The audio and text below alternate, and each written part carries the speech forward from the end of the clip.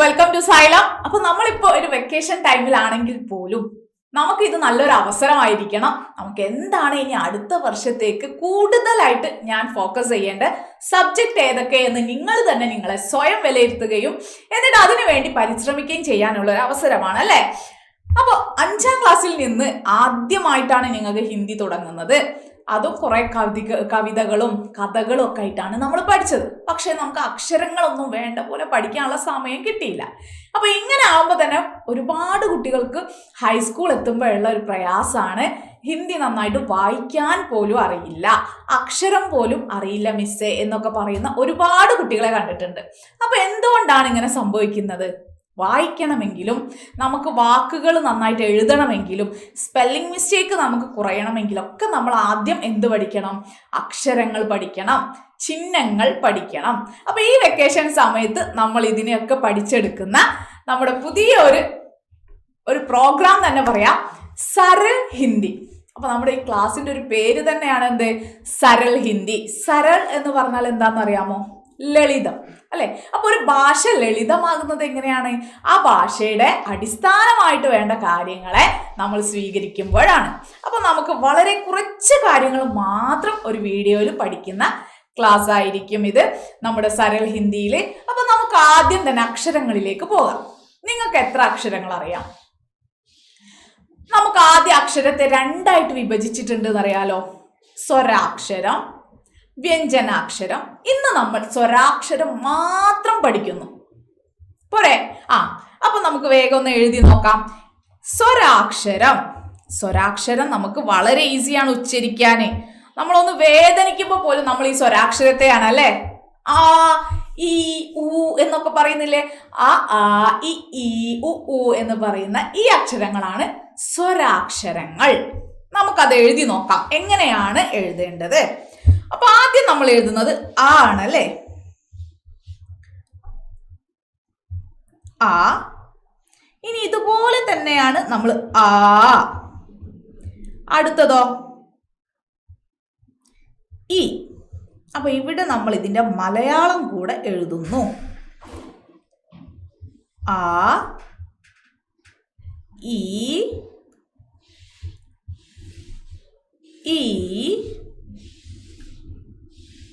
ഉ ഊ ഹൃ.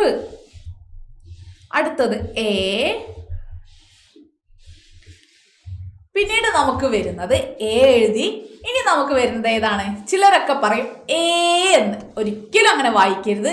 ഐ ആണ്. ഹിന്ദിയിൽ നമുക്ക് എ കഴിഞ്ഞാൽ പിന്നെ മലയാളത്തിൽ നമ്മൾ എഴുതുന്ന പോലെ എ എന്ന അക്ഷരമില്ല, ഐ എന്നാണ് നമ്മൾ എഴുതുന്നത്. ഐ.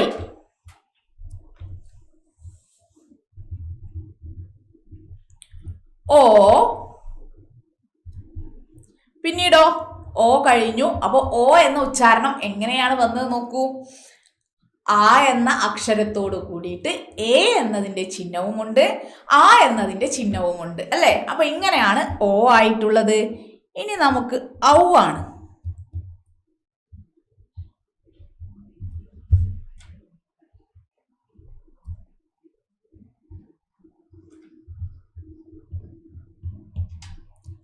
ആ.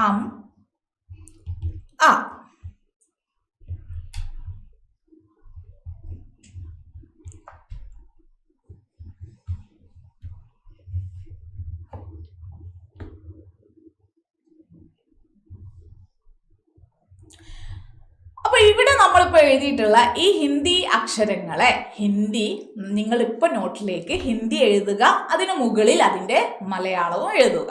അപ്പൊ നിങ്ങൾ ഈ ഫ്രീ ആയിരിക്കുന്ന സമയം അല്ലെ, കുറച്ച് സമയം, കുറേ ഡേ ടൈം ഒക്കെ നിങ്ങൾ കളിച്ചോളൂ. എന്നിട്ട് രാത്രിയിൽ ഒരു 10 മിനിറ്റ്സ് എങ്കിലും ഇതിനു വേണ്ടിയിട്ട് സമയം കണ്ടെത്തുക. എന്നിട്ട് നമ്മൾ ദിവസവും ഒരു 3 ടൈംസ് ഒക്കെ ഇതൊന്ന് എഴുതി നോക്കുക. അപ്പൊ നമ്മൾ എന്താകും? അക്ഷരങ്ങളിൽ നമ്മൾ സെറ്റാകും. ഇനി നമ്മൾ എങ്ങനെയാണ് ഇത് വായിക്കേണ്ടത് എന്ന് നോക്കാം. അപ്പൊ എഴുതിയെടുക്കാൻ മറക്കരുതേ. നോക്കൂ, ആ അല്ലെ, നിങ്ങൾ ഉച്ചരിക്കേണ്ട ആ സൗണ്ട് ഇവിടെ നൽകിയിട്ടുണ്ട്, ആ. ഇനിയോ അടുത്തത് നോക്കൂ, ആ അല്ലെ, ആ.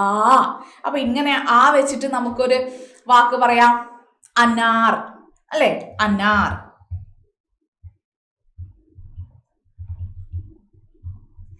ഇനി ആം അല്ലെ, ഒന്ന് വായിച്ചു നോക്കൂ മക്കളെ. ആ മ. അപ്പൊ നമ്മൾ ഇവിടെ എന്ത് വായിക്കുന്നു? ആം. ഇനി ഇംലി, ഇംലി അല്ലെ. പിന്നെയോ അടുത്തത് ഈ എന്നാണ്. അപ്പൊ ഒരു വേർഡ് പറഞ്ഞേ, ഈക്ക്.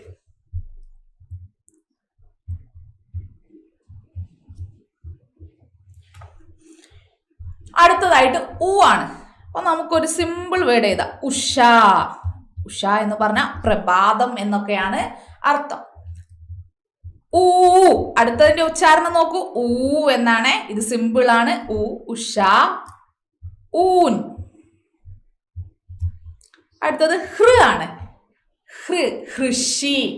പിന്നെ ഹൃദു എന്നൊക്കെ നമ്മൾ പറയില്ലേ, ആ അക്ഷരമാണിത്. നമ്മൾ മലയാളത്തിൽ ഇങ്ങനെ എഴുതും അല്ലെ. അപ്പൊ നമുക്കതൊന്ന് എഴുതി നോക്കാം. ഹൃഷി. ഇനി എ.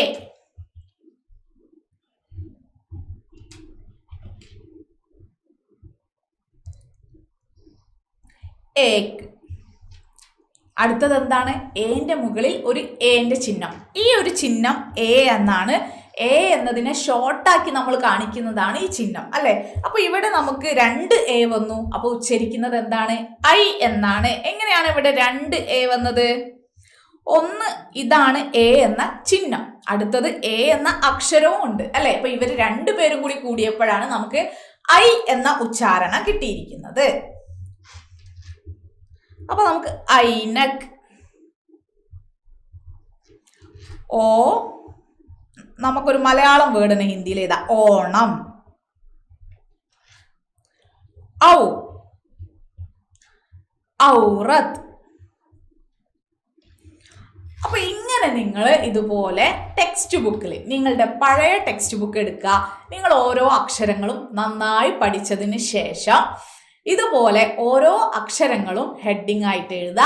അതിന് താഴെ നിങ്ങൾ പഠിച്ചിട്ടുള്ള, നിങ്ങൾക്ക് അറിയുന്ന വാക്കുകൾ, ഇനി അതല്ലെങ്കിൽ ടെക്സ്റ്റ് ബുക്ക് നോക്കിയെങ്കിലും നിങ്ങൾ കുറച്ച് വേർഡ് ഇതിന് താഴെയായിട്ട് ഇങ്ങനെ എഴുതി വെക്കാം. അപ്പൊ നിങ്ങൾക്ക് അത് വായിക്കാൻ പെട്ടെന്ന് ഏതാണ് അക്ഷരം എന്ന് മനസ്സിലാകുന്നു അല്ലെ. അക്ഷരങ്ങളെ ഒന്നുകൂടെ നമ്മൾ തറവാക്കാനാണ് നമ്മൾ ഇങ്ങനെ ചെയ്യുന്നത്. അപ്പൊ ഈ ക്ലാസ് നിങ്ങൾക്ക് ഇഷ്ടപ്പെട്ടു എന്ന് കരുതുന്നു. ഫ്രണ്ട്സിനൊക്കെ ഷെയർ ചെയ്യാം. മിസ് പറഞ്ഞ പോലെ പ്രാക്ടീസ് ചെയ്യാൻ മറക്കരുത്. ബൈ.